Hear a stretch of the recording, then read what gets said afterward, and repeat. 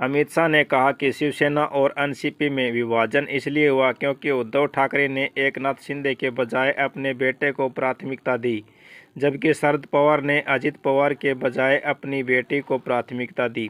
केंद्रीय गृह मंत्री अमित शाह ने रविवार को कहा कि महाराष्ट्र में सत्तारूढ़ महायुति पूर्ण बहुमत के साथ सत्ता बरकरार रखेगी और मुख्यमंत्री कौन होगा, इसका फैसला राज्य चुनाव के बाद गठबंधन सहयोगी करेंगे।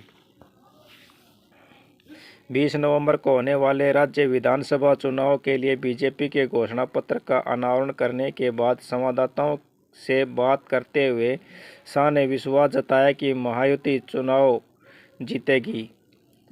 अमित शाह ने कहा कि तीनों गठबंधन सहयोगियों भाजपा मुख्यमंत्री एकनाथ शिंदे के नेतृत्व वाली शिवसेना और उप मुख्यमंत्री अजित पवार की एनसीपी ने अपने घोषणा पत्र जारी कर दिए हैं और चुनाव के बाद दिए गए आश्वासनों को प्राथमिकता देने के लिए तीनों दलों के मंत्रियों की एक समिति बनाई जाएगी।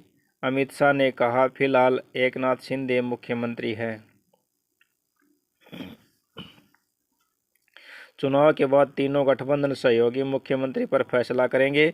उन्होंने कहा कि शिवसेना और एनसीपी में विभाजन इसलिए हुआ क्योंकि उद्धव ठाकरे ने एकनाथ शिंदे के बजाय अपने बेटे को प्राथमिकता दी, जबकि शरद पवार ने अजित पवार के बजाय अपनी बेटी को प्राथमिकता दी।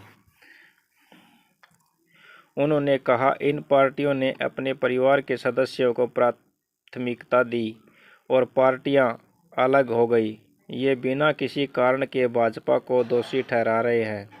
शाह ने कहा कि भाजपा परिवार आधारित राजनीति के खिलाफ है।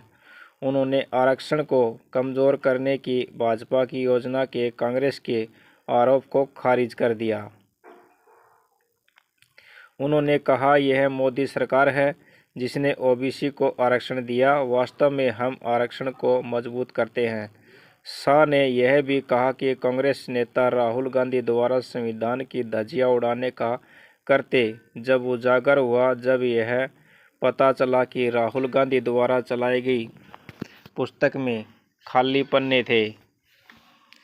भाजपा नेता ने कहा, अब मजाक का पात्र बन गए हैं। शाह ने कहा कि विपक्षी एमवीए का नेतृत्व महिलाओं के लिए महायुति सरकार की लड़की बहन योजना को निशाना बना रहा है, लेकिन उसने अधिक वित्तीय सहायता के साथ ऐसा ही आश्वासन दिया है। बहल न्यूज़ की तरफ से मैं अनिल कुमार सारसर। अगली वीडियो में फिर मिलेंगे। जय